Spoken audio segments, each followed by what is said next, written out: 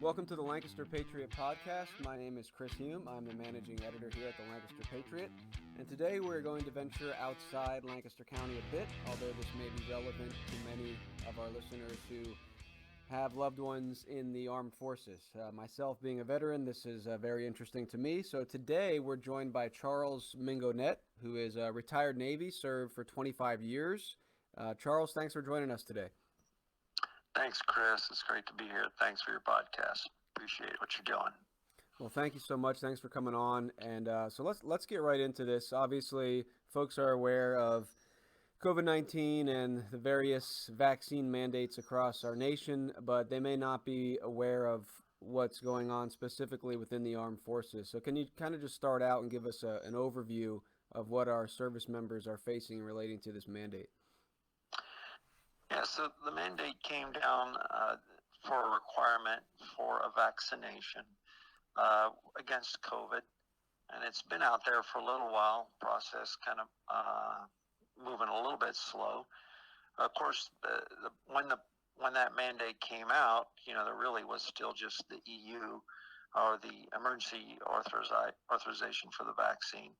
And like any mandate, it goes into the DoD, Department of Defense. It kind of gets pushed downhill and then becomes part of medical readiness or overall readiness.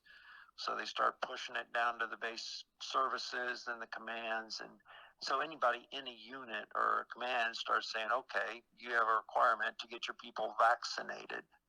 And they're counting numbers, and the military is really good at counting numbers.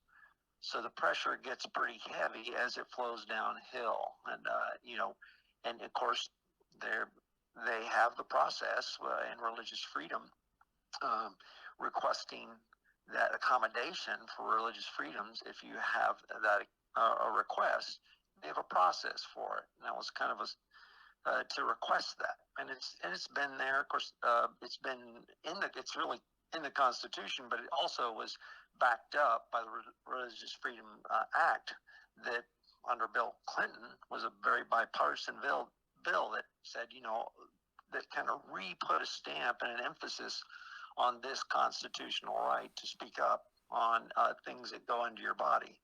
And really, it was good to have that added because, quite honestly, the military has done some kind of erroneous things in history in the past that's kind of experimental in times of war. But so that was good, and the process started.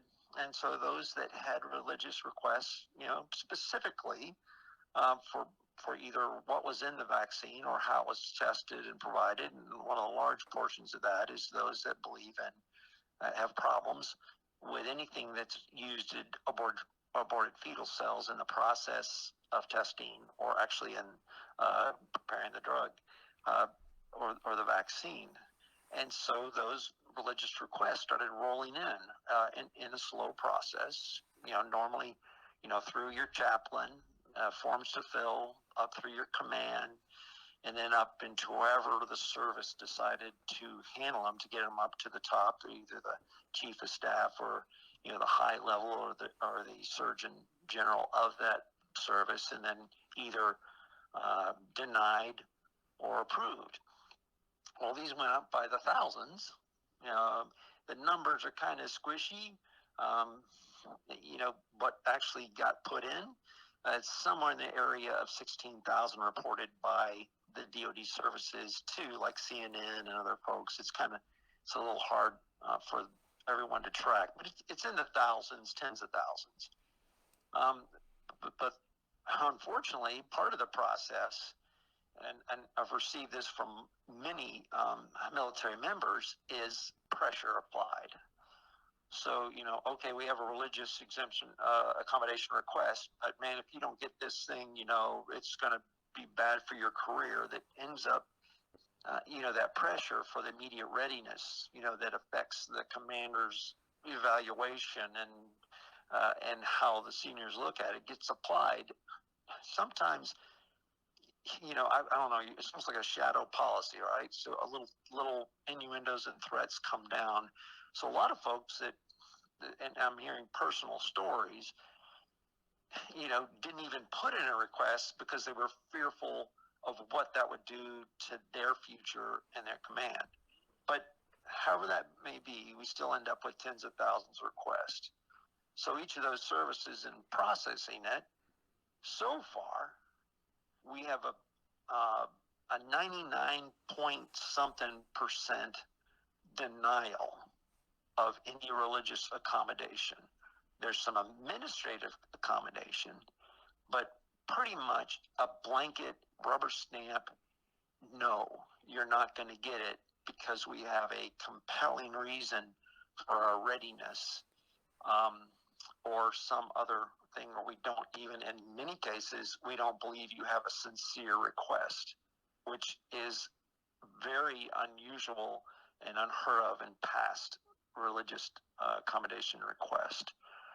We're seeing those come back. And so now we still have some of those, there's kind of you get the denial back. So the process you submitted, you get a denial of that. You get to submit an appeal.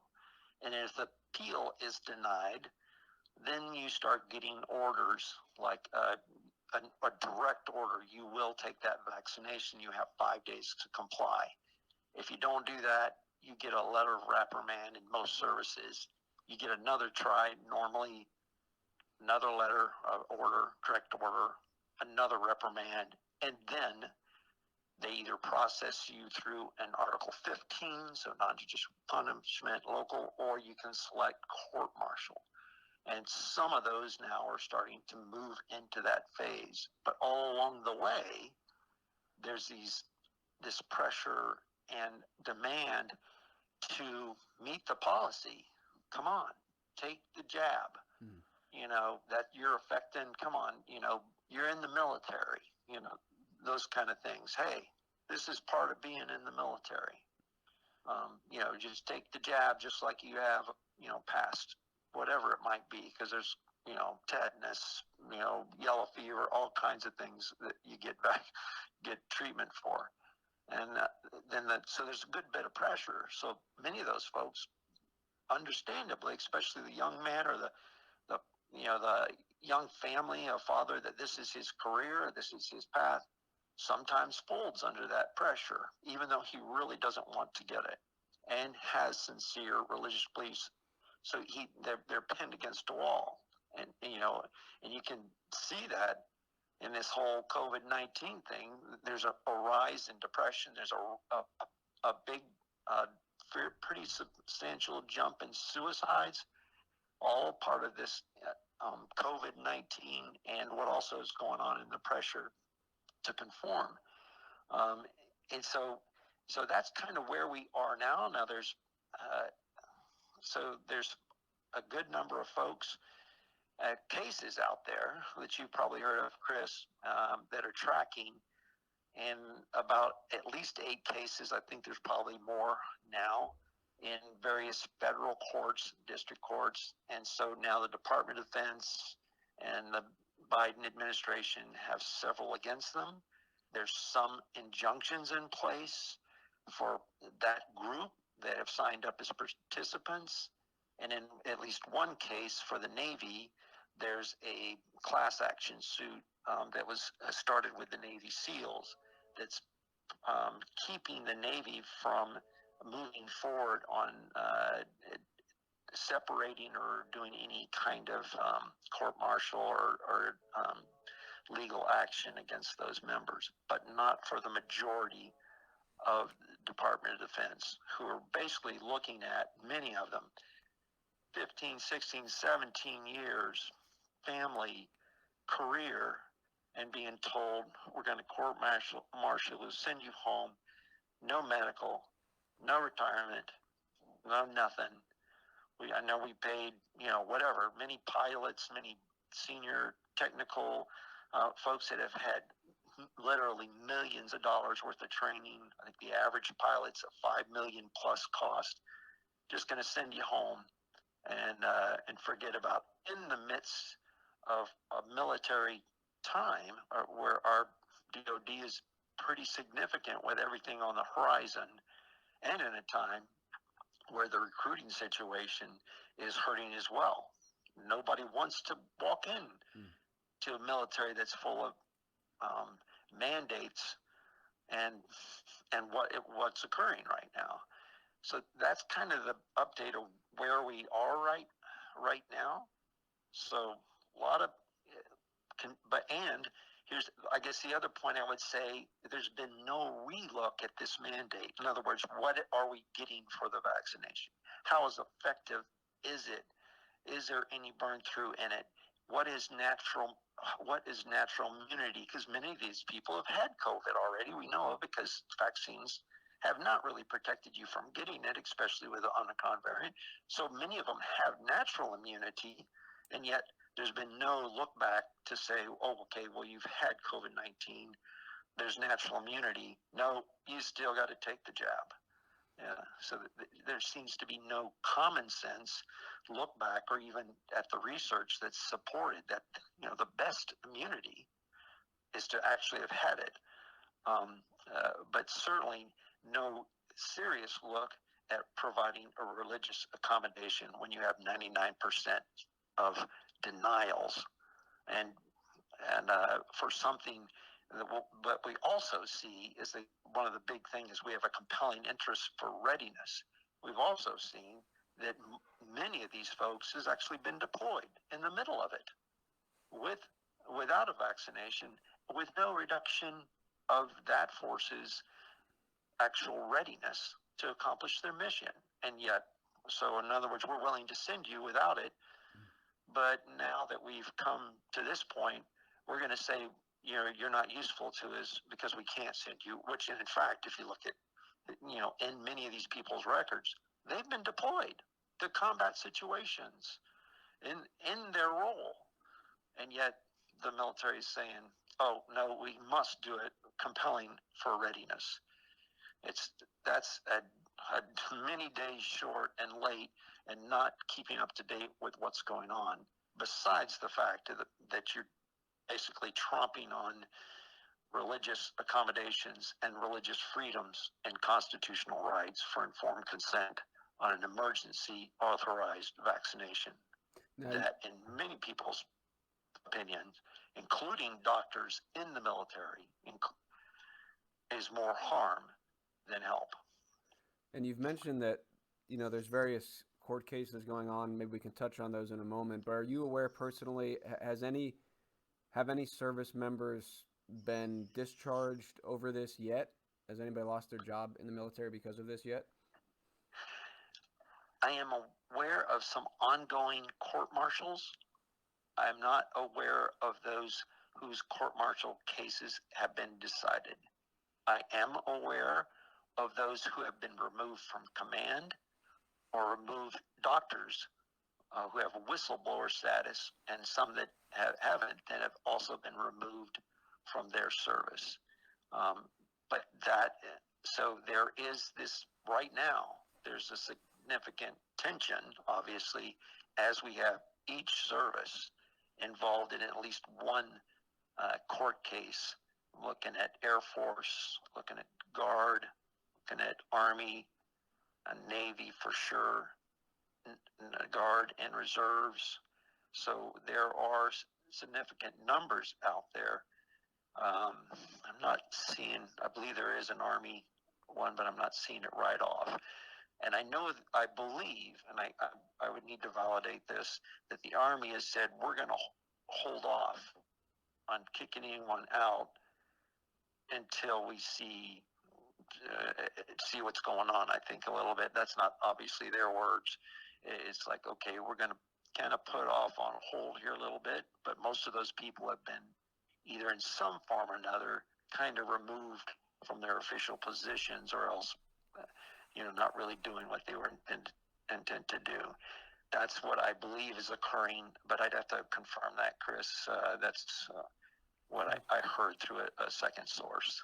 Sure. So, are you able to speak on any specific case or what you've learned maybe by researching one of these cases? What's going on? What the arguments are, where you think it's headed? If you have any inclination how they'll rule?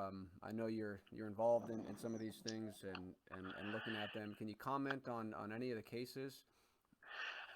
Well, I had a little more insight on one or two of the cases. Of course, we've seen it in the Navy SEAL case where there was some, injunctions been put out to make sure that nothing's occurring at this point in time.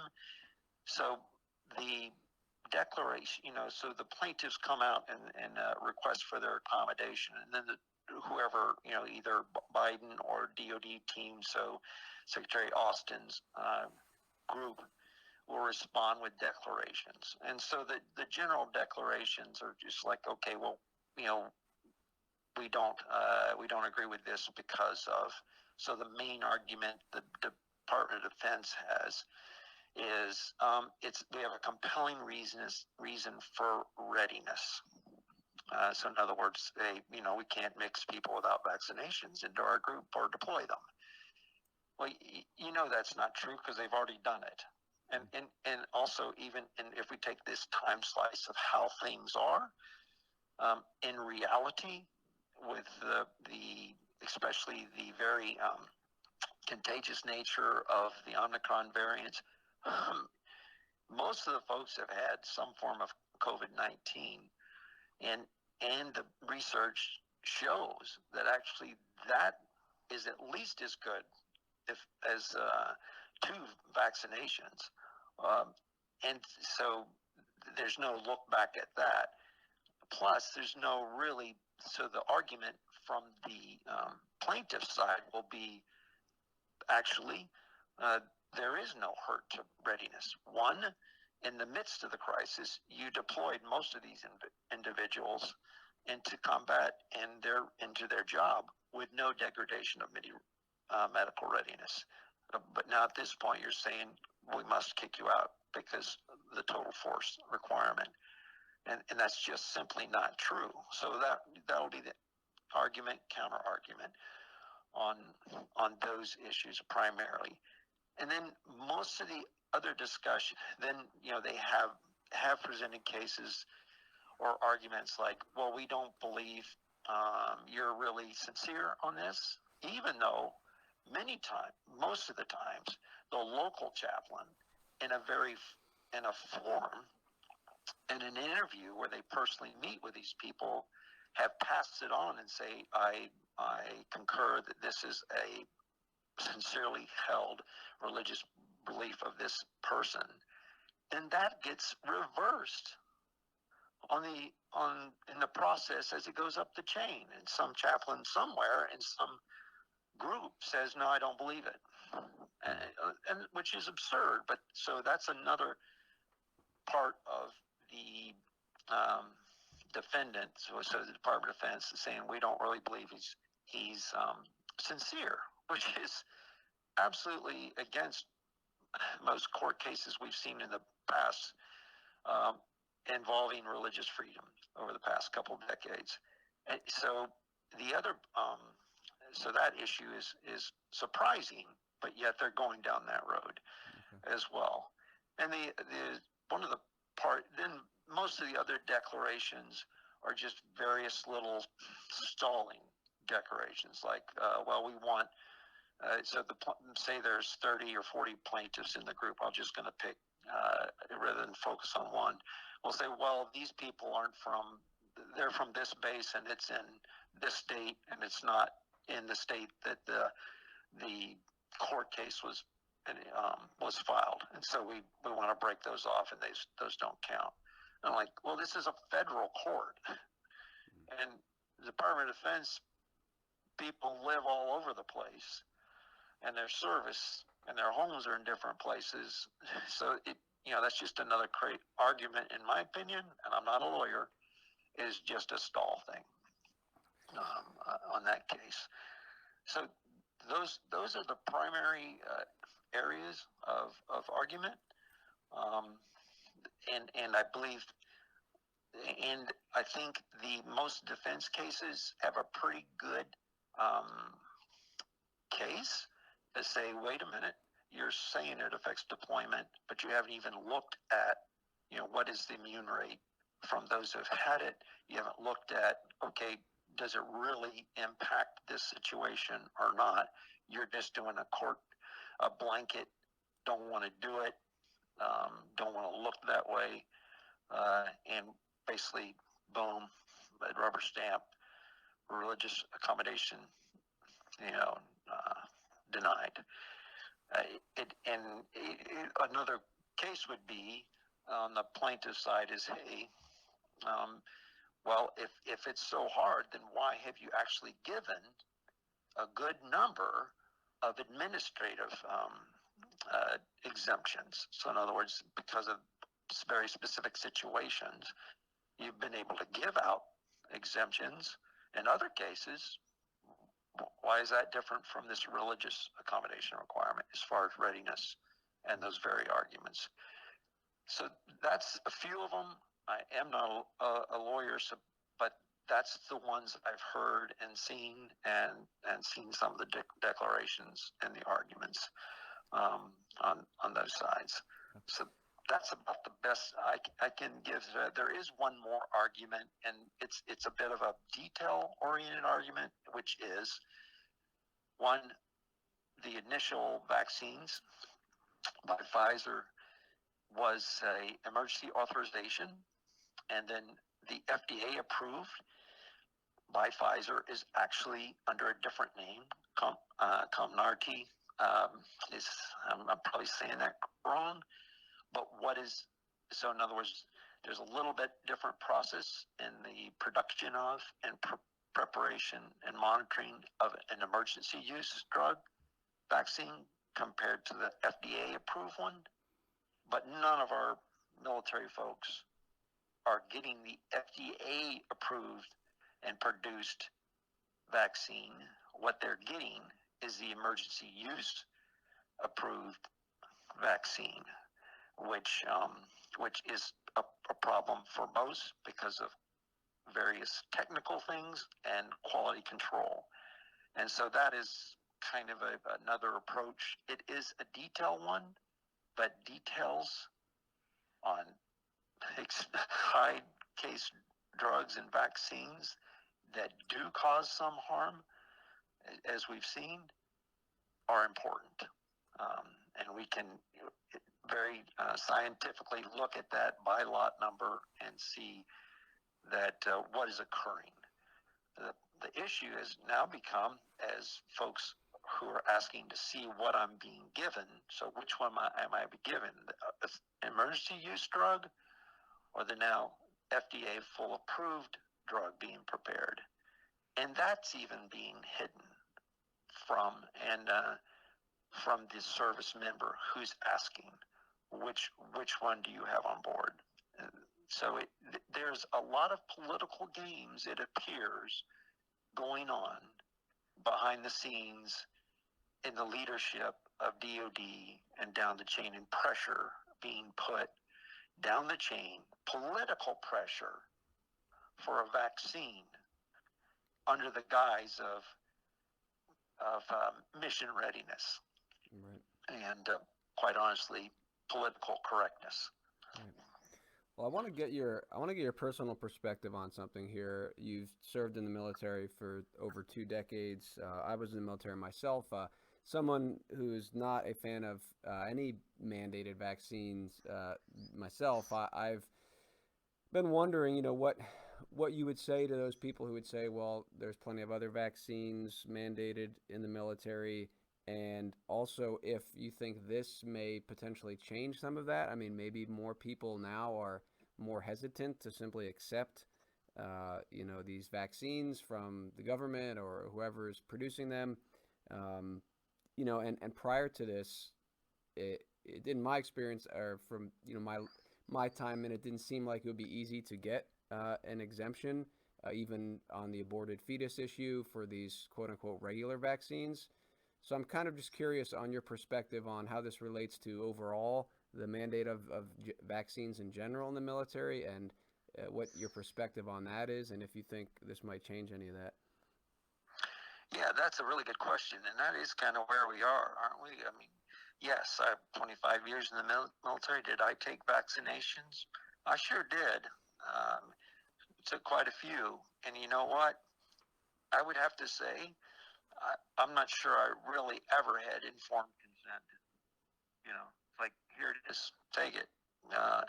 But there also wasn't near as much information out there at that point. I can't tell you on one vaccine or doses, and that was the anthrax. I was in a command position at that point. We were deploying to a place where that was required, so it wasn't a full. And I had several dissenters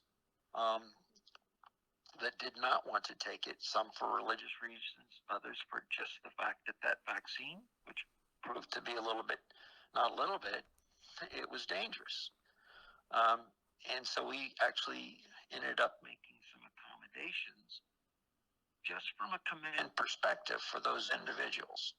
So we left them back at a shore deck, which we needed. We were able to work that around. And my leadership at the time was concerned about what that would do to group morale. In other words, if I let 10 people not take it and stay and be part of a shore debt, logistics debt, would that hurt my command? In other words, hey, well, I want to stay back too then. And I can tell you, as we met in the captain's call and people were aware of the situation, what it did was boost the morale of the group, who said, you know what, I'm willing to listen to people, and we're willing to make decisions, and where we can, we make exceptions. And unfortunately, I would have to say I was ignorant of, processes. I don't know how you felt during your time. Did anyone ever approach you, and say, hey, you can't request religious accommodation? I had no clue. No. So, because, that's kind of the average soldier, the average sailor. You tell me to take something, I take something. And I deal with the consequences in my body. And that's kind of, I think, some of the overriding thought process of the average civilian. Hey, wait a minute, didn't you sign up to die for freedom? And I'm like, absolutely. We sure did. We sure did. But how did we take the oath? We took the oath to support and defend the Constitution of the United States against all enemies, foreign and domestic. And then it continues on down, and then for the Navy oath in accordance with the Uniform Code of Military Justice. So I believe that the American military has the dual duty to protect freedoms, not only of every citizen, but every world citizen, but also the moral duty to protect their own soldiers and sailors, and to make really, really hard decisions about, okay, is this a risk we should take? Is this an ethical order, a moral order, and in the light of a time of war? And I don't know when you served, but I'm sure you can recall war crimes. We're never relieved of our moral and ethical duty, and to take each order and actually consider it. Now in the fog of war and under, I was never a soldier on the ground. I was a combat pilot, so I had to make decisions on, should I shoot this weapon or not? And I believe that if I shot it indiscriminately without being sure of its target and hit civilians, that I should have been prosecuted for that, or at least look very closely at. And I know of cases where it was. So, there's that look, and I'll get back to now. So yes, we took some. In fact, that's some of the arguments. Like, well, hey, you took prior vaccinations. Why won't you take this one? Hey, just because we didn't know or we didn't have information in the past doesn't mean that I have to keep acting this way when I know it's against something I believe in sincerely. So that's one comment I would say. Is there a higher level of distrust, from the military member at this point in time? Unfortunately, I think there is. And there's a reason for that. And that's because there hasn't been good, honest transparency and informed consent. And when there is, and you do consent, you get pressured, pushed, and railroaded. There's two cases. Lieutenant Colonel Teresa Long, excellent doctor, who had done research in this area, and when she saw the effects that it was having on, she was, as a flight a doctor, began to raise the flags, and the pressure that was put on her was, one, immoral and illegal from the chain of command, and that's pretty well documented. There's additional cases from doctors in that area. So it's this, yes, there has been arisen and I'm not an anti-vaxxer. I think we should make individual informed consent when we're putting things that can cause problems. And I understand medical readiness. I was in that churn as both a commander of a combat squadron and then later a commander of a base, of an air station. You're in that, tracking medical readiness. How are you doing, skipper, on your unit, or command officer? Why is your medical readiness down? So I think the whole system needs to be looked at a little clearer in that area. The pressure that's put, and I can tell you of illegal, immoral, unethical things that were done in the name of readiness, not just in the medical area, but in the area of wastefulness. And just to report better numbers. And so I think in the DOD, this needs to be looked at hard and closer. What are we pushing down a chain that we really haven't looked that close at, and we're not offering really, truly informed consent, and we're basically stripping that individual of their constitutional and religious freedom acts that very person is sworn to defend. And so I'm not sure where this is going to go in the end, but yes, there's a lack of trust. And how do you build trust? By transparent information, informed consent, real looks at the reality on the ground, talking to your doctors, your clinicians on the ground, and not jamming stuff down through them. And that is what it's become, a politically charged, correct environment that is not listening, is not looking at the facts, and is jamming something down that they were told is answer to everything. And obviously, it is not. And there are problems. So why aren't we stopping to take a clearer look, listening to the people down the line? So that's kind of where I am with that. Yes, I think we're going to be different down the line. So what would be different and what would be better? A cleaner, better look at how we look at readiness, especially medical readiness, where we shove stuff down the line to pump into people in the name of something without really having good controls, positive feedback, and looking at the data on the ground and listening to our own people and our own doctors. Yeah, all very good points, and definitely something that I'll be following. Probably one of the reasons I didn't stay in was concerns with some of these things, and it hasn't gone in a good direction since I've been out, but hopefully this could potentially cause some people to wake up. Anything you want to add here as we wrap up, Charles, just about what's happening, maybe the listener who not in the military but maybe knows people who are, or maybe knows people that are considering it. Anything else you want to add here as we come to a close? I don't think we can understate the importance of this decisions. People don't, if someone's saying, I'm not in the military right now, it doesn't really impact me. You are wrong. This does impact you.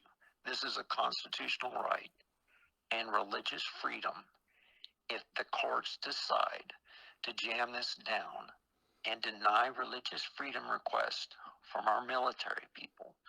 Where does it go next? It's precedence. And so what will happen? It clears the way for more mandates. It clears the way also to, if there is issues with, Pfizer, Moderna, Johnson & Johnson down the road, it also makes it more difficult for those who have been harmed by the vaccine or in this process to make it more difficult to fight back for not just the military person, but the average citizen. Because there's many citizens that work for the government, work for hospitals, work for large companies that have mandated it. Go try to get a job in a large company right now, any of them that work with DOD or work with the health industry. What's going to happen to you? Hey, all right, we'll get the vaccine. For our new recruits that are signing up right now, what's the very first thing? I want to join a commission in the Guard, the Reserve, any of them. Get your vaccine. So this mandate is working in multiple directions. But I think the most critical thing is, as the American citizen, we're paving a road using the health industry to strip our freedoms from us, to segregate, divide those from that are on one side of an issue, take away the personal freedoms. So, based on a vaccine mandate, now you can't go to this school, you can't go to this facility, you can't go to this or that. I've never been an alarmist or a conspiracy theorist guy. I'm always like, give me a break. But this absolutely scares me. We're basically arming the ability to take away freedoms from certain groups of folks that our Constitution, our founders fought and died for. And we have fought on the side of many other countries to gain some of these freedoms, and now we're giving it up for a vaccine.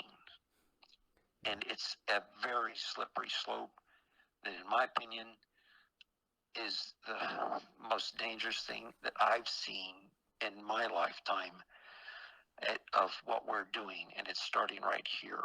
And our finest people and those that are willing and want to fight for our country and our freedoms, and they're getting theirs removed. Yeah. So my advice is, don't be quiet.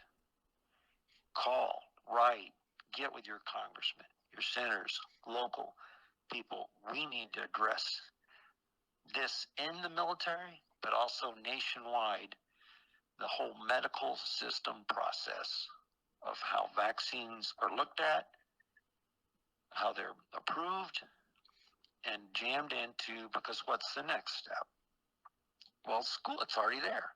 What about our schools? If you don't take a vaccine, maybe you can't go to school. So anyways. Yeah. Very good points, and it is very concerning. I mean, on the bright side, if we could say that, there are people that are waking up to this, and my hope, and I know yours is as well, is that this would lead to a change for more freedom, that freedom that we are supposedly promoting and protecting, but it's causing some of us to question. So, Charles, I want to thank you again for your time and, just your interest in this and research, and we appreciate it, and hopefully we'll be able to maybe touch base again later, hopefully with some good news maybe on these cases. So, Charles, thanks so much for joining us. Thank you, Chris. Appreciate it so much. The Lancaster Patriot Podcast is a production of the Lancaster Patriot, a conservative print newspaper serving Lancaster County, Pennsylvania, and beyond. Our goal is to provide readers with journalism that is ethical, honest, and investigative. we deliver our physical newspaper right to your doorstep or mailbox 52 times a year. For more information and to subscribe, visit www.thelancasterpatriot.com.